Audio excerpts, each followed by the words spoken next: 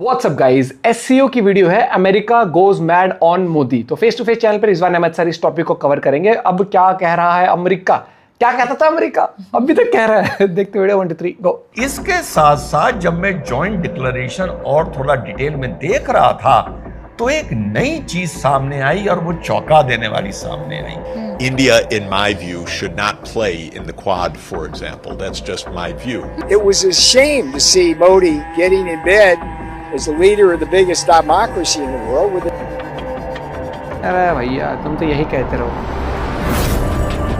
जब तुम्हारे पास टाइम था तब तुम मुंह दिखा गए। हेलो नमस्कार, सत श्री अकाल, अस्सलाम वालेकुम। कैसे हैं जनाब? 9-10 मिनट में 9-10 बातों से समझने की कोशिश करेंगे कि ये चल क्या रहा है, यानी दो दुनिया में फॉरेन डिप्लोमेसी में चल क्या रहा है और किस दिशा धारा की ये ओर जा रही है।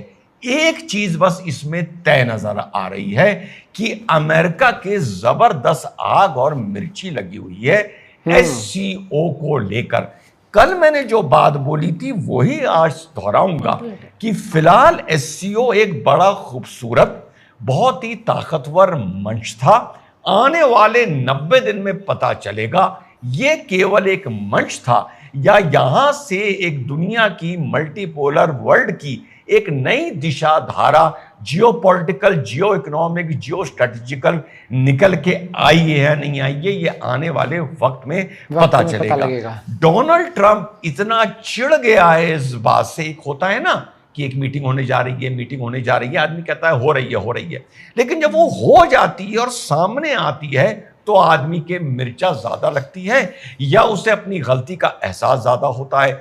डोनाल्ड ट्रंप ने बड़ा लंबा चौड़ा एक अपने सोशल ट्रुथ पर बयान दिया है। इंडिया से हमारी वन साइडेड रिलेशनशिप थी, इंडिया से हमारा जो संबंध था वो वन साइडेड डिजास्टर था। इंडिया ने हम पर इतने टैरिफ लगाए कि अमेरिका इंडिया में बिजनेस कर ही नहीं पाया। अमेरिका के साथ अपने रिश्तों की दुहाई देकर जो भी फायदा लिया वो इंडिया ने लिया। इंडिया ने रशिया से ऑयल लिया, इंडिया ने रशिया से वेपन्स लिए, इंडिया ने अमेरिका को कोई खास बिजनेस नहीं दिया। और साथ साथ में डोनाल्ड ट्रंप ये भी लिख रहा है कि इंडिया ने हाल में अमेरिकन इंपोर्ट पे 0 टैरिफ लगाने का संदेशा भेजा था, जो हमने नहीं माना क्योंकि बहुत देर हो गई थी। किस बात से देर हो गई थी भाई? तुम तो आए दिन अपने फैसले बदलते हो। खैर, उनकी तरफ से ये आया है, ये चिढ़ आग लगी हुई है। अब पीटर नोवरो को भी आप लोग सब सुन रहे होंगे, जो व्हाइट हाउस के ट्रेड एडवाइजर हैं, जिन्होंने सुपारी ले रखी है इस टाइम भारत के खिलाफ गंद उगलने की। उन्होंने कहा है, It was a shame to see Modi getting in bed as the leader of the biggest democracy in the world with the 2 biggest authoritarian dictators in the world. तुम क्या कर रहे हो पाकिस्तान के साथ? And Xi Jinping. जी हाँ साथियों, वो कह रहे हैं कि शर्म की बात है कि मोदी जी है shared bed with she and Putin. उनका चिढ़कर ये बयान आया है। साथ में उनका एक और अजीब सा बयान आया है। वो कह रहे हैं कि कम्युनिस्ट चाइना एक ड्रग है फेनोथिल, वो मेक्सिको के जरिए अमेरिका में पहुंचा रहा है और हमारी चाइना से ट्रेड को लेके इतनी टेंशन नहीं है, हमारी टेंशन इस ड्रग को लेकर है। अगर चाइना ये ड्रग अमेरिका में पहुंचानी बंद कर दे तो हमारा उनसे कोई ना कोई बीच का रास्ता या समझौता निकल सकता है। इधर जो अमेरिका के ट्रेजरी सेक्रेटरी हैं स्कॉट बेंसेट, उन्होंने भी ट्वीट किया और लिखा कि एससीओ में जो भी हो रहा है ये हर साल हो रहा है, होता है, हमें इस बात से कोई फर्क नहीं पड़ रहा है। तो ये 3 अलग अलग तरीके के बयान अमेरिका के वरिष्ठतम लोग दे रहे हैं। साथ में अमेरिका के एक एक्स एनएसए रहे national security adviser mister Jake Sullivan Jake, उनका मैं कल एक बयान देख रहा था। उन्होंने कहा है कि ट्रंप ने भारत से रिश्ते बलि चढ़ा दिए, पाकिस्तान की लालच की वजह से आने वाले वक्त में प्रेसिडेंसी के बाद अपने परिवार की बिजनेस को देखते हुए, जिसमें क्रिप्टो करेंसी भी इन्वॉल्व है, क्रिटिकल मिनरल भी इन्वॉल्व है, और जो मुनीर ने इनको पाकिस्तान में क्रूड ऑयल के रिजर्व्स का सपना दिखाया है, उसके चलते ट्रंप इस तरीके से बिहेव कर रहे हैं। इसके साथ साथ एक बड़ा डेवलपमेंट यह है कि डोनाल्ड ट्रंप ने इस बार क्वेड की मेजबानी भारत को मिली थी। फिलहाल डोनाल्ड ट्रंप ने उस कार्यक्रम में क्वेड में आने से भारत मना कर दिया है। क्वेड से एक चीज याद आती है कि जेफरी सैंच का नाम आप लोगों ने सुना होगा। उन्होंने कुछ वक्त पहले ये बयान दिया था, India, in my view, should not play in the Quad, for example. That's just my view. जी हाँ साथियों, ये बात आपको याद है कि इस छोटे से मन से भी बार बार मैं बात करता रहता हूं कि एससीओ की मेंबरशिप, ब्रिक्स की मेंबरशिप और क्वेड की मेंबरशिप का जो त्रिकोण है, कम से कम मेरी लिमिटेड नॉलेज में मुझको नजर नहीं आता है। कोई भी देश तीनों जगह का मेंबर हो सकता है अगर तीनों ऑर्गेनाइजेशन के एजेंडे एक दूसरे से क्लैश ना कर रहे हो। लेकिन यहां पे स्पष्ट है कि ब्रिक्स डॉलर और अमेरिका से क्लैश कर रहा है, एससीओ वेस्टर्न वर्ल्ड से और अमेरिका से क्लैश कर रहा है, और क्वेड चाइना के इंटरेस्ट से इंडो पैसिफिक में और साउथ चाइना सी में क्लैश कर रहा है। इस मुद्दे को लेकर आपका भाई बार बार बोलता रहा है। जेफरी सैंच साहब का ये बयान बहुत पहले नहीं, कुछ महीने पहले का मुझे मिला।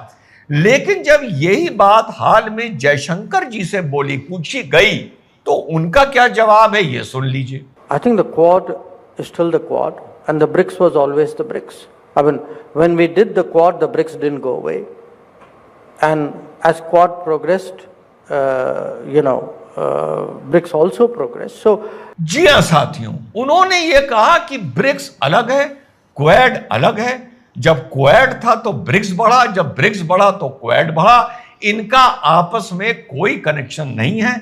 यहां मेरा कुछ रिजर्वेशन है, कनेक्शन है, क्योंकि दोनों एक दूसरे के ग्लोबल पावर को कम करने में लगे हैं।